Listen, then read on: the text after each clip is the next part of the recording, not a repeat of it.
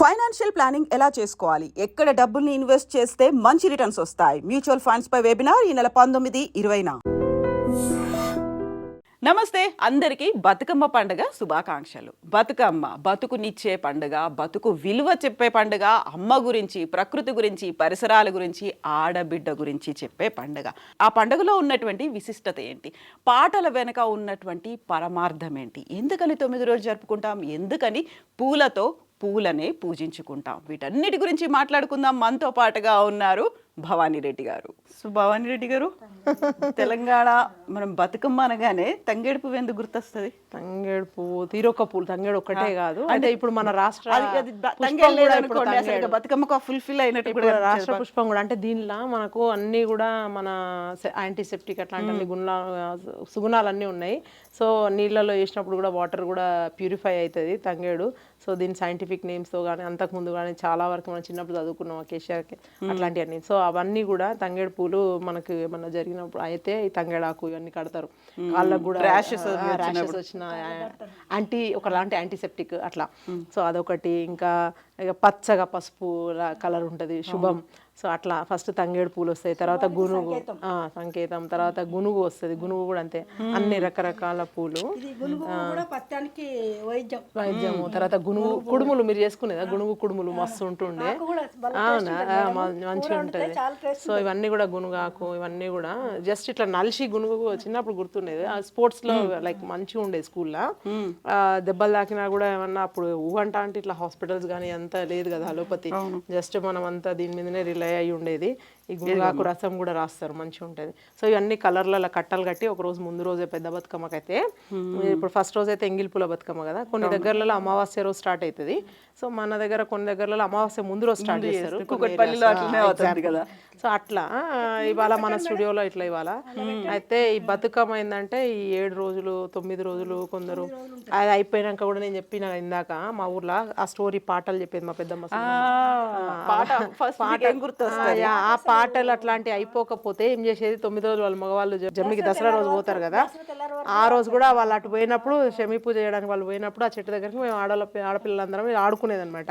So అట్లా పాడుతుండే మంచి మంచి పాటలు. మీరు అన్నట్టుగా మా పెద్దమ్మ చెప్తుండే, ఆమె ఆడపిల్లలందరూ కలిసి ఇప్పుడు అప్పుడు పెళ్ళి అంటే ఒకలాంటి సిగ్గు, పెళ్లి చూపులు అంటే సిగ్గు, ఇప్పుడు అవన్నీ లేవనుకోండి. ఓకే, అందరం చదువుకున్నాం, కొంచెం నాగరికతల ఇది అయిపోయింది. కానీ అప్పుడు ఇట్లా అడుగుతుంది అనమాట, చెప్తుంటారు అనమాట, అసలు ఎట్లాంటి పెళ్లి కొడుకు కావాలి, ఎవరిని చేసుకుంటాం అంటే వీళ్ళందరూ ఆడపిల్లలు ఉండి, అట్లా పోయే రాజు వియ్యాలో, నన్ను పెళ్ళాడితే వియ్యాలో, 66 వియ్యాలో, కొడుకుల గందు వియ్యాలో, 66 తోడ వియ్యాలో, ఆడి విల్లను గందు అట్లా అంటుండే అన్నట్టు. అంటే అట్లా ఒక ఆడపిల్ల అయితే కావాలి.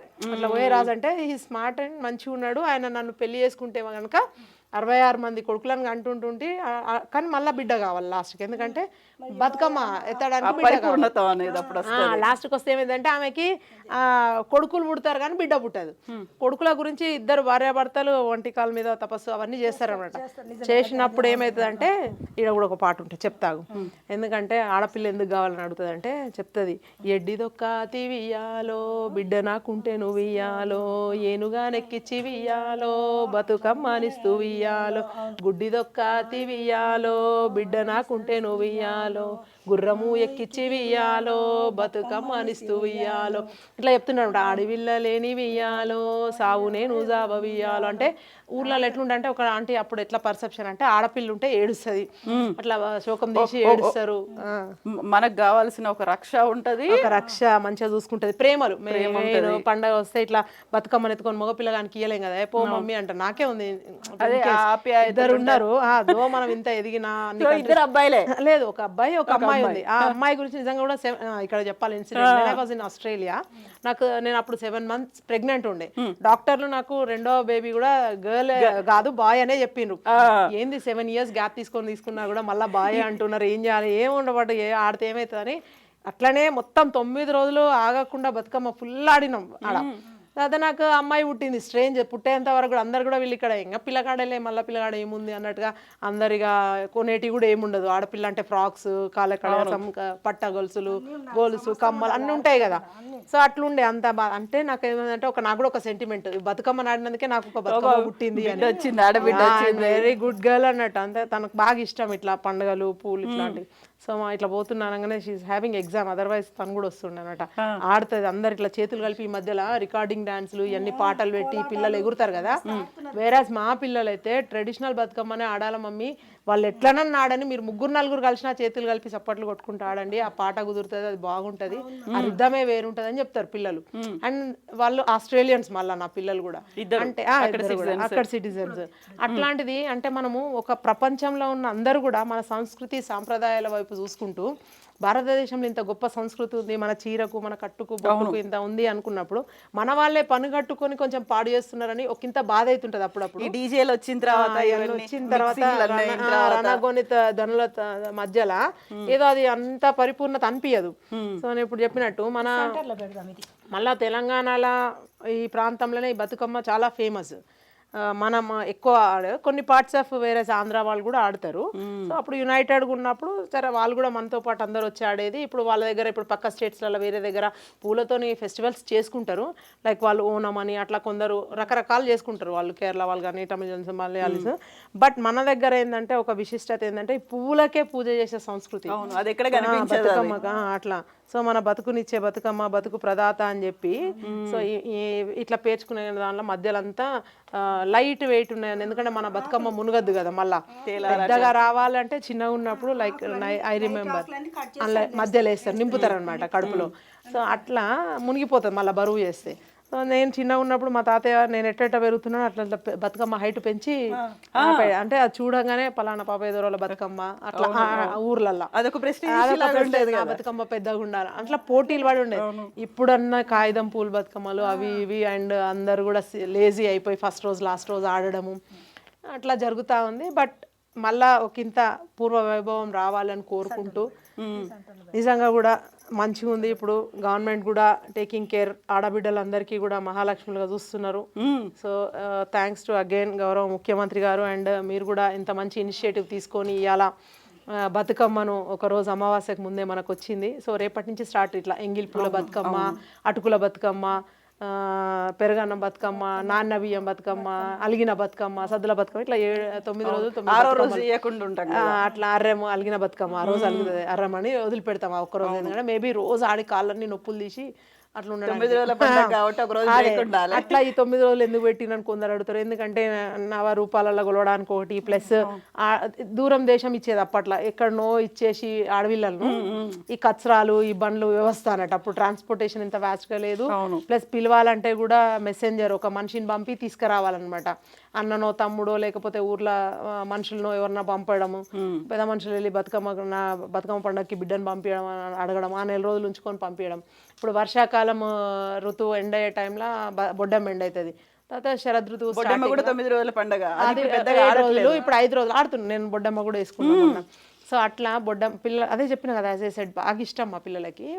అది పోతుంది, మనం కాపాడాలి. మనం ఒకంత మన వరకే లాస్ట్ అయితే ఒకలాంటి బాధ అవుతుంది, అరే తర్వాత తరం క్యారీ చేస్తుందా లేదా. బట్ లెట్స్ సీ, మంచిది ఏదైనా ఉంటే let's throw hour tradition and culture. ఇంకా అయితే పోయేటప్పుడు ఎట్లా పోతామేమో ఇంకా ఉంది అందరు, కానీ బట్ ఉన్నన్ని రోజులు మంచి పనులు చేస్తూ, మంచి ఏదైతే ఉంటే అందరికీ పెంచి పోషిస్తూ చెప్తూ ఇది. అయితే లైక్ నేను ఆస్ట్రేలియాలో ఉన్నప్పుడు కూడా మాకు 2 ఎజెండా. ఒకటి సపరేట్ తెలంగాణ కోసం కొట్లాడడం, తెలంగాణ ఉద్యమం అప్పుడు ఉవ్వెత్తునున్నప్పుడు కూడా ఒకటేమో సపరేట్ తెలంగాణ, రెండో టాస్క్ ఏంటంటే మన పండుగలను మన సంస్కృతి సాంప్రదాయాలను విదేశీ గడ్డ మీద చాటి చెప్పడం. వాళ్ళందరూ జనరేషన్స్ ఎప్పుడో వెళ్ళి సెటిల్ అవుతారు కదా. సో ఈ 2 మా కాన్స్టిట్యూషన్ ఐటమ్ మెయిన్. సో దాని గురించి నేను ఐ స్ట్రైవ్డ్ ఎ లాట్. నేను ఆస్ట్రేలియన్ తెలంగాణ ఫోరం ఫౌండర్ మెంబర్ని. సో అట్లా తర్వాత మళ్ళీ 11 years అక్కడ ఉండి ఇండియాకి వచ్చిన. I'm carrying the same. ఎవరు ఏమన్నా నేను బతుకమ్మ ఇదే. ఇప్పుడు బతుకమ్మ మొత్తం కంప్లీట్ గా ఫుల్ ఫ్లెడ్జ్డ్ గా ఒక రూపం వచ్చింది, తయారైంది కాబట్టి ఒక పాట బతుకమ్మ కంప్లీట్ అయిన తర్వాత. అయితే నేను అదే చెప్తున్నా కదా, పాట అంటూ సపరేట్గా కాకుండా నేను I would like to tell some quotes. Telangana కవులు ఎంత దీనికి ప్రాముఖ్యత ఇచ్చిండ్రు అందరినీ. సరే ఫస్ట్ చూసుకుంటే మా ప్రాంతం నుంచే నందిని సిద్ధారెడ్డి గారు. సో ఒకవైపు మాలాంటి వాళ్ళందరికీ యూనివర్సిటీలో చదవడం ఒకటి, ఫ్యామిలీలో ఉద్యమ నేపథ్యం ఉండడం ఒకటి, మళ్ళా అరే ఏముందిలే తెలంగాణ అనుకునే టైంలో ఇట్లాంటివన్నీ వాళ్ళు ఒకలాంటి అందులో ఒక provoking ఏ. ఉద్యమ సాధనంగా కూడా బతుకమ్మ నాగేటి రావడం. సాలల్ల నా తెలంగాణ అని చెప్పే క్రమంలో నందిని సిద్ధారెడ్డి గారు చెప్తారనమాట. తంగేడు పువ్వులు తాంబాలమంతా తీరొక్క రంగులు తీరిచ్చిన పువ్వు, తీరొక్క రంగులు తీరిచ్చిన పువ్వు, బంగారు చీరలు బాజారులన్నీ, బతుకమ్మ పండుగ నా తెలంగాణ నా తెలంగాణ, బంతి పూల తోట నా తెలంగాణ నా తెలంగాణ. అంటే ఇది చెప్పే క్రమంలో ఒకటి నా తెలంగాణలో నాగేట్ సాలలో ఇట్లా నవ్వేట్ బతుకులైనాయి, ఒకటి బాలేదు, ఒక ప్రాంతం వెనకబడ్డట్టు అయింది, ఒక ప్రాంతం మీద ఇంత ఇది చేస్తున్నారు అని అదొకటి.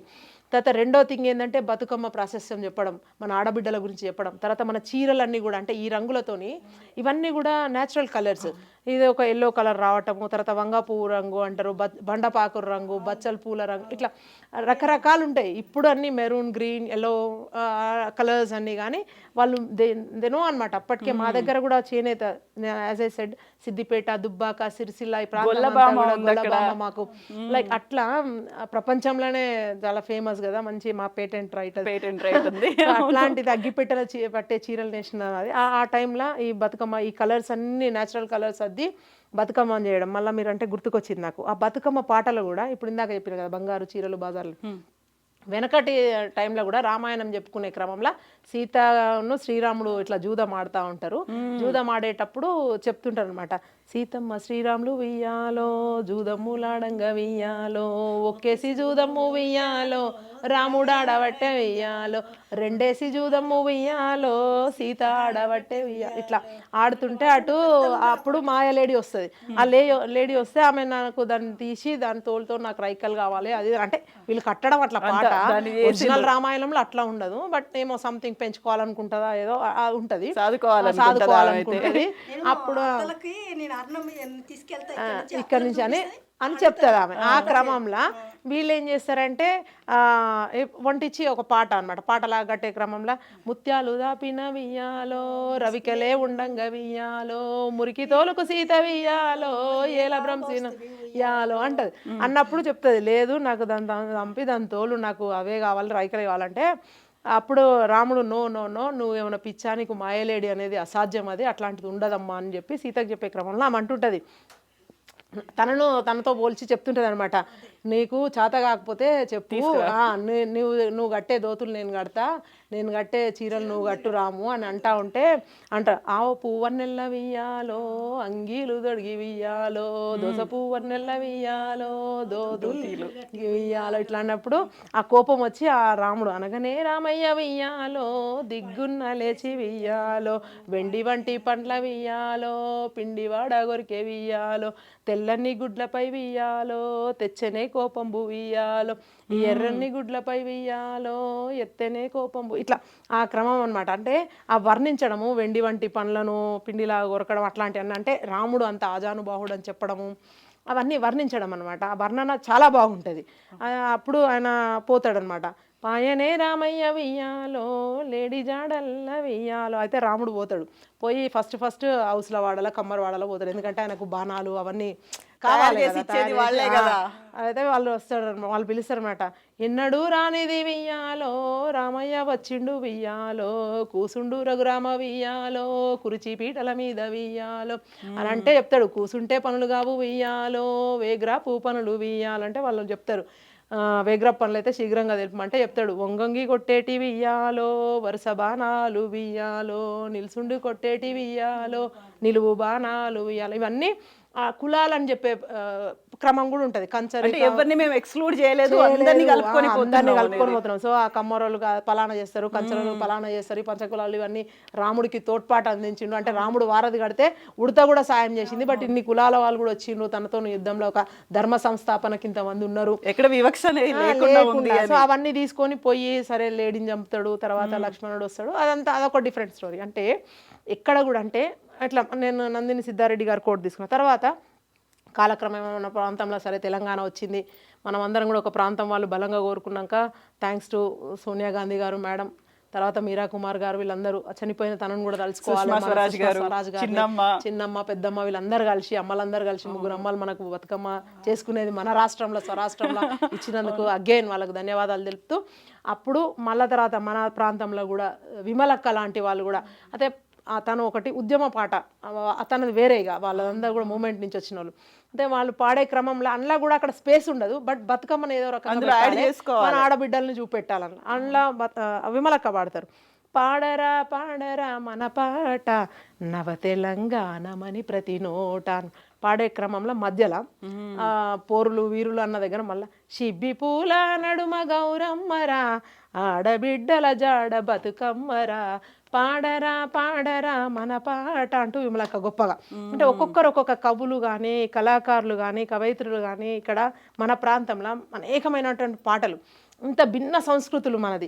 అప్పుడు కూడా మనం అనుకున్నాం కదా హైదరాబాద్ ఇది హైదరాబాదు భిన్న సంస్కృతులు ఎదిగి పూచిన పాలు మనం 6వ తరగతిలో పద్యభాగం గద్యభాగం రాసింది అట్లా ఇవన్నీ ఉన్నప్పుడు ఇట్లాంటి క్రమంలో తర్వాత మొన్న ఇప్పుడు ఈ టైంలో మన ఏజ్ గ్రూప్లో వేరే మిట్టపల్లి సురేందర్ అనే ఒక అబ్బాయి ఆ అబ్బాయి రాస్తాడు పాలసంద్రం పూలే పూల సంద్రాలయ్యి నిన్ను అభిషేకించేనే అంటాడు.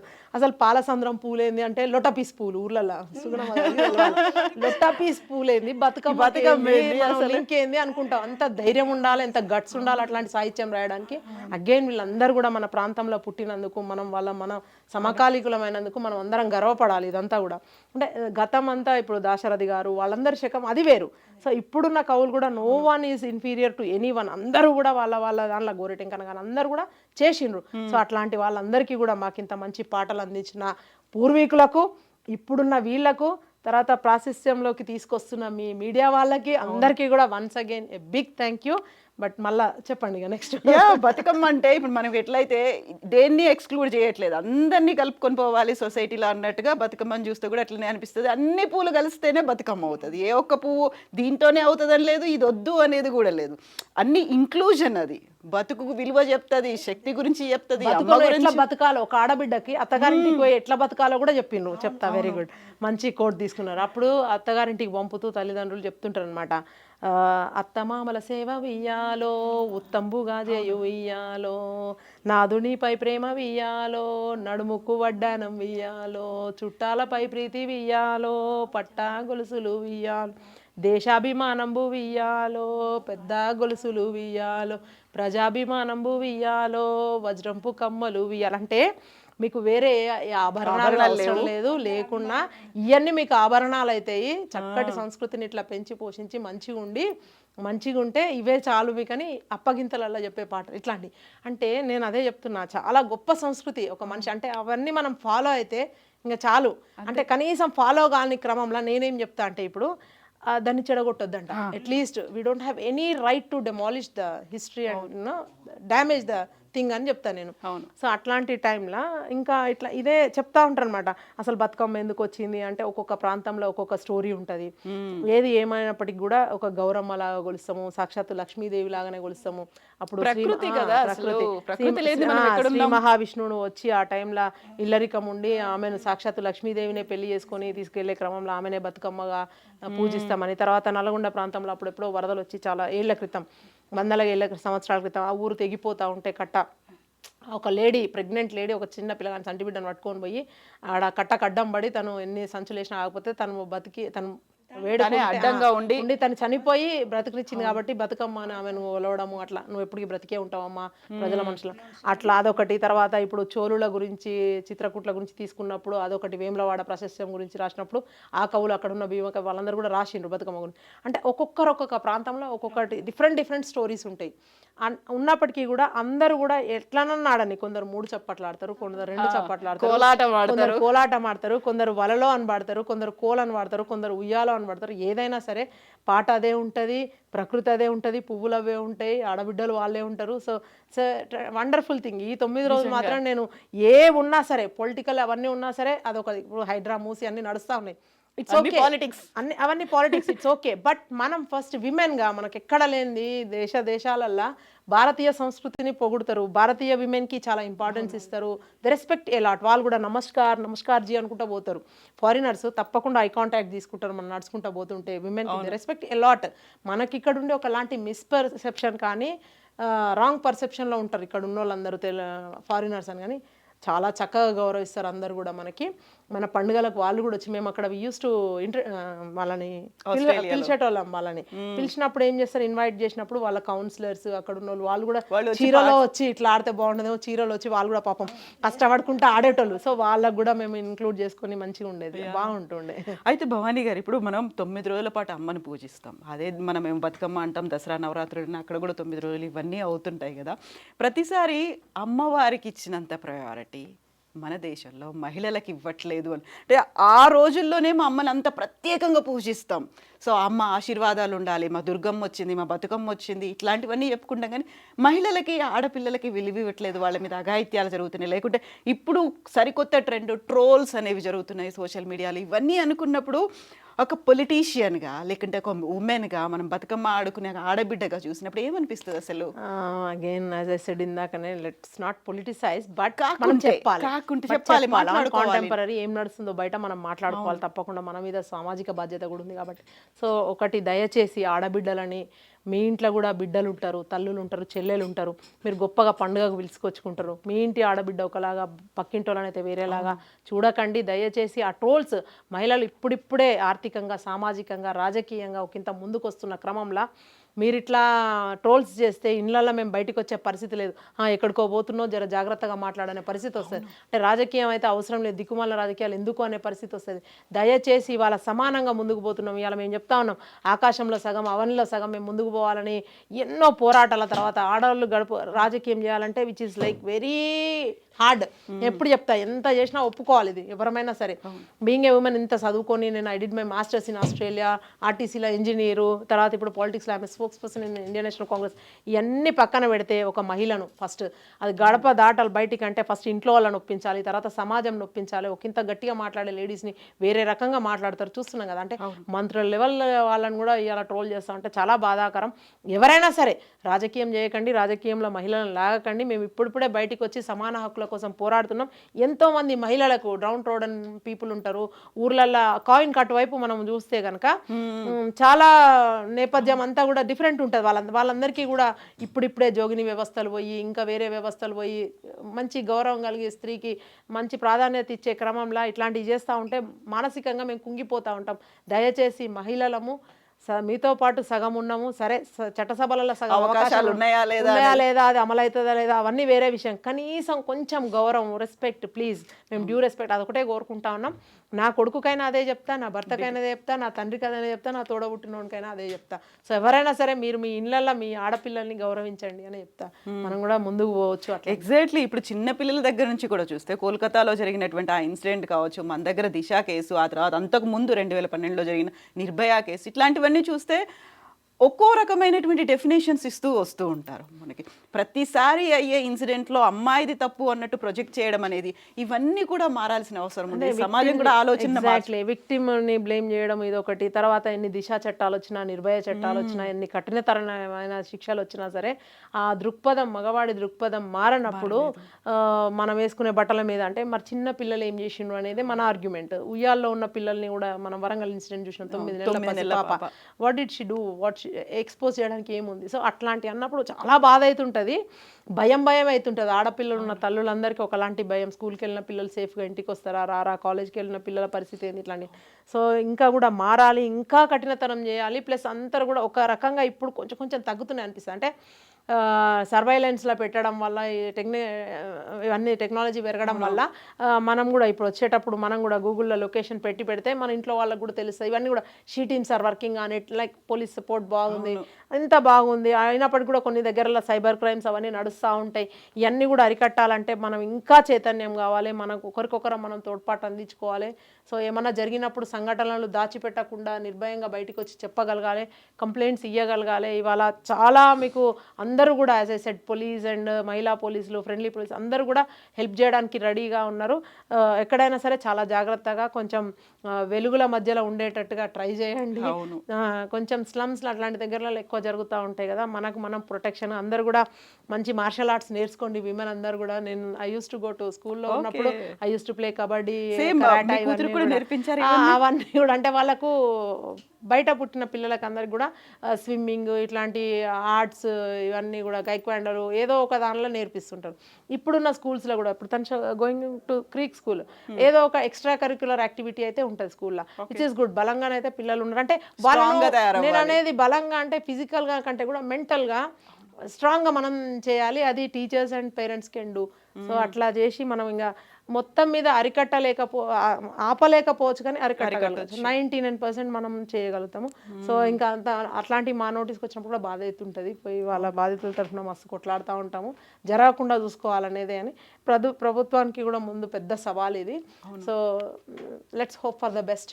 భవానీ గారు, ఇప్పుడు మహిళలు బలహీనులు కాదు, వాళ్ళు కూడా శక్తివంతులు, ధైర్యవంతులు, ఇవన్నీ చెప్పడానికి కూడా బతుకమ్మలో పాటలు ఉన్నాయి కదా, అవి కూడా వాడుకుంటూ అసలు ఎంత మోటివేట్ చేయాలో, ఎంత సమాజం గురించి చెప్తామో, ఎంత వివక్ష లేదనేది చెప్తామో, మీరు ఎంత ధైర్యంగా ఉండాలి, బతకాలి, బతుకుకి విలువనివ్వాలి అనేది కూడా చెప్పడం అనేది చెప్తాము. అయితే మీరు మాకు అన్ఫార్చునేట్లీ ½ అవర్ ప్రోగ్రామ్ అన్నారు, అవన్నీ చెప్పలేము. బట్ అదే చెప్తాను, అంటే ఇచ్చిన ఇంటి దగ్గర ఇప్పుడు బతుకమ్మను లాస్ట్కు 9 రోజులు ఆడతారు. అంటే ఎవ్రీడే మళ్ళీ చెరువులో వేసే క్రమంలో గౌరమ్మని పెట్టి లాస్ట్ డే గౌరమ్మని పోతూ పోయిరా గౌరమ్మ పోయిరావమ్మ మళ్ళా రా అని చెప్తారనమాట.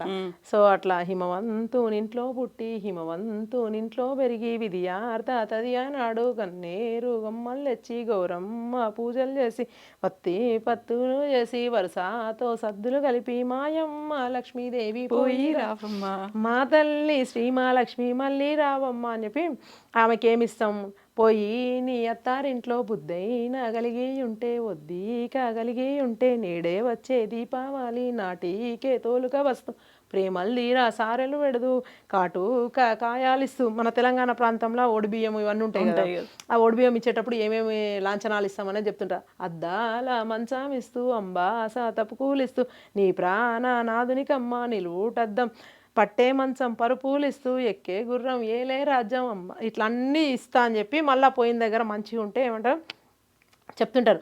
మేనత్త కొడుకు కాదు మేడాలెక్కి చూడబోకు కలయండలెక్కేదనుక కలికి నువ్వు నిద్రపోకు తోటి యారాన్లతోని నీ బావ మరుదులతోని భయభక్తి కలిగి ఉండు కలహించి కయ్యందేకు పసులు తిరిగొచ్చే వేళ ఇల్లు ఇల్లు తిరగబోకు నీ ప్రాణనాథునికమ్మ, ఇట్లా చెప్తా ఉంటారు అనమాట క్రమం. అంటే ఆడబిడ్డలతో ఎట్లా అప్పుడు బాగా ఇప్పుడంటే అప్పుడు అందరు కూడా బావలు మరుదులు యారాన్లు ఇట్లా అన్నీ ఉండేది కదా.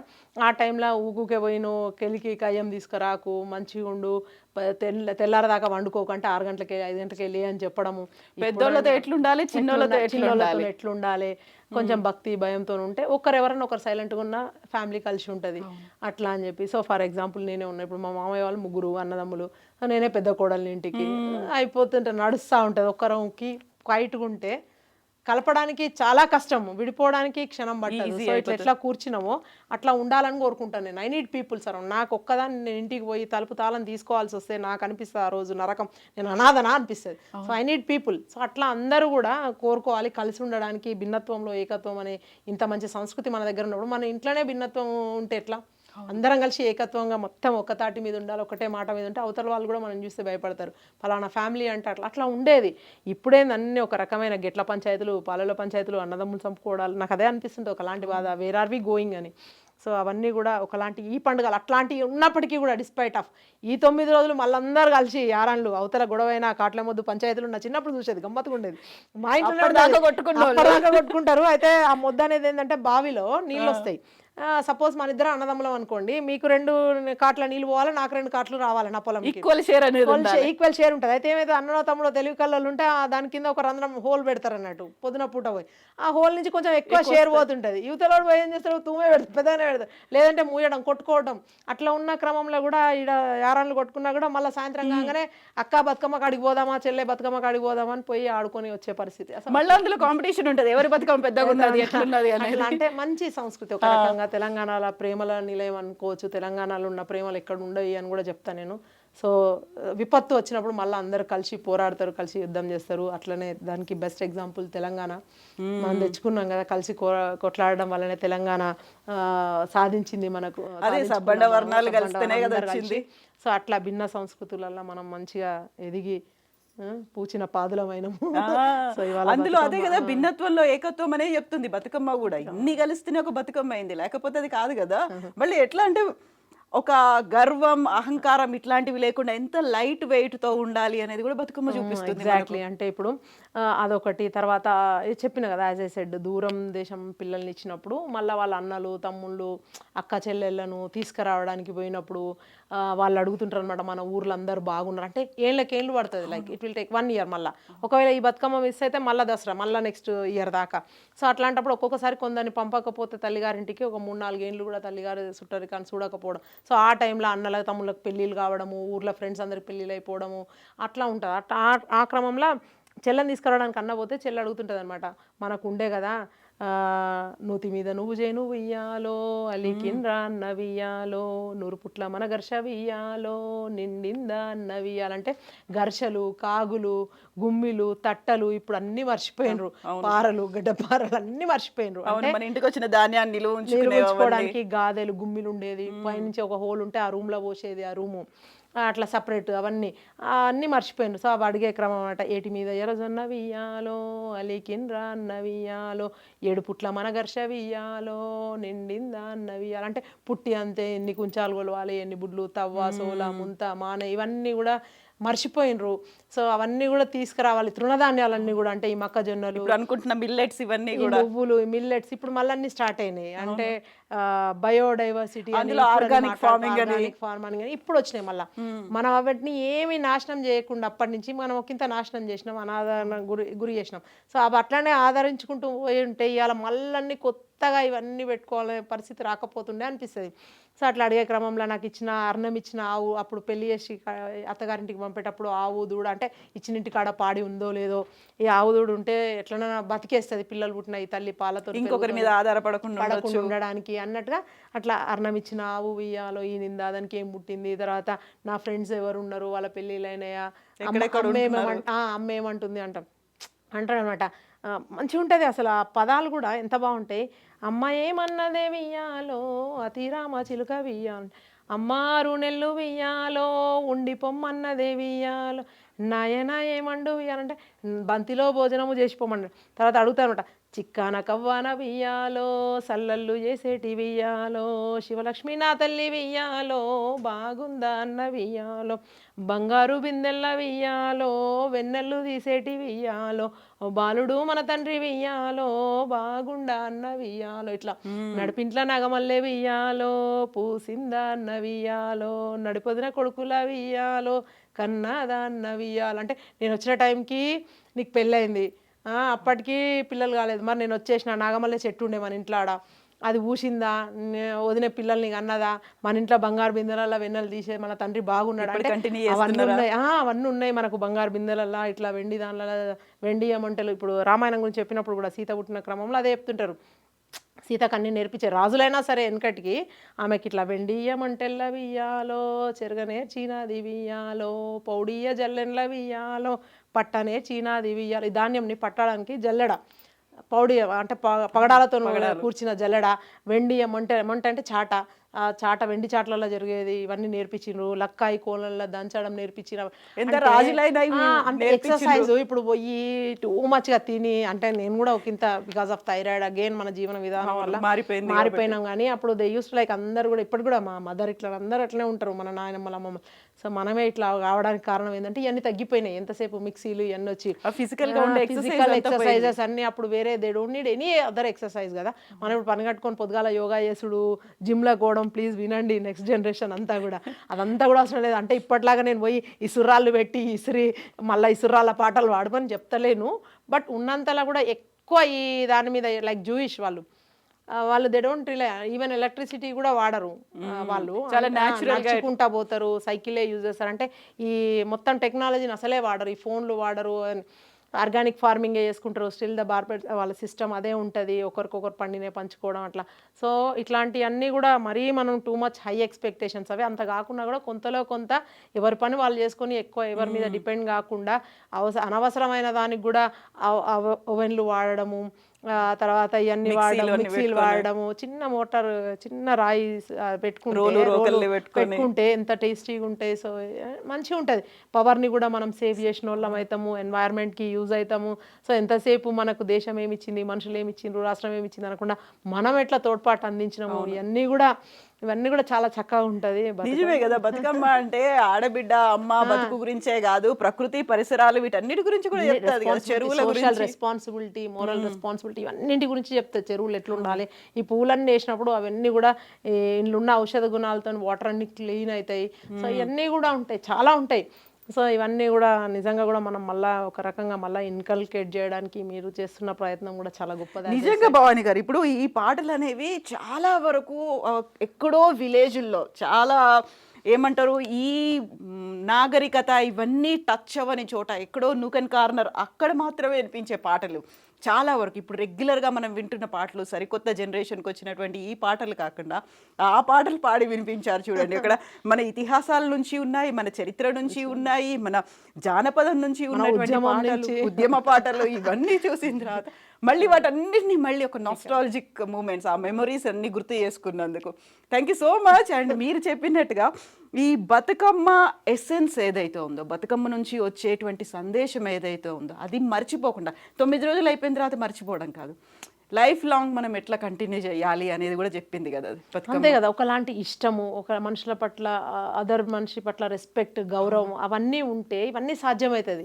అంటే ఎంతసేపు చెప్తాం కదా, కొన్ని కంట్రీస్లో మనం చూస్తాం కీప్ 1 hand డిస్టెన్స్, అవసరం ఉంటే తప్ప వాళ్ళ జోలికి పోవద్దు, ముందుగా మన దగ్గర కొట్టే మాట్లాడుకుంటారు. అసలు touching a human is very ఇదనమాట.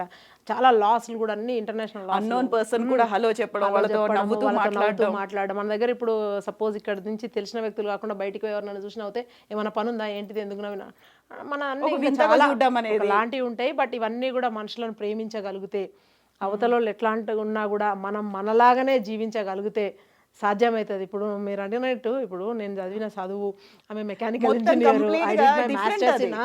మాస్టర్స్ ఇన్ ఐటీ, తర్వాత I work for RTC as a engineer. ఇంతంతా నా కరికులం అంతా అందులో చిన్నప్పుడు నేర్చుకున్న పాటలు ఇష్టం అన్నమాట. అవి బయటకు రావడం, ఇప్పుడు మళ్ళీ పాడుకోవడం మొహమాటలు లేకుండా. ఐ డోంట్, చాలా నేను గర్వంగా ఫీల్ అవుతా. నాకు అట్లా సిడ్నీ బతుకమ్మ నన్ను పిలుస్తా ఉంటే నేను I use to feel like very proud అనిపిస్తుంది. వాళ్ళందరూ కూడా నువ్వు కొంచెం బంద్ చేయి, కొంచెం బంద్ చేయని కొందరు అంటారు అనమాట. మరి ఊరు భాష ఏంది, ఐ లవ్ లైక్ నా నేటివిటీ నేను పోగొట్టుకుంటా. నేను త్రో చేయాల్సి వస్తే నా బ్రాండ్ అక్కడ త్రో చేసి లెట్ దెమ్ బీ లైక్ మీ. నేను వాళ్ళని ఎందుకు ఆపాదించు, మన సంస్కృతి మన సంప్రదాయం బొట్టు లేకుండా ఫంక్ తీసి వాళ్ళ ఎందుకు చేస్తాను నేను. నాలాగా వాళ్ళు జడేసుకొని పూలు పెట్టుకొని బొట్టు పెట్టుకొని చీరలు కట్టుకొని నాకు అట్లా ఇష్టం అన్నమాట. అందుకనే ఐ త్రోడ్ మై బ్రాండ్. అందుకే పోయిన 11 సంవత్సరాలు ఉన్నా కూడా అక్కడ కూడా మన బట్టలు వాళ్ళకి చేసుకోబెట్టిన నేను. ఐ నెవర్ లైక్ వాళ్ళవి మనం తీసుకోవద్దు. ఎందుకు అంటే అవసరం ఉంటే, లైక్ మళ్ళీ again we have like saying be like a Roman while you're in Rome అన్నట్టు. అక్కడ ఉన్నప్పుడు ఆ వర్క్కి ఏం అవసరమో అది, తర్వాత మిగతా ఫ్రైడే నాది, సాటర్డే సండే నాది. So like I use to be like me Bhavani Reddy, అంతే.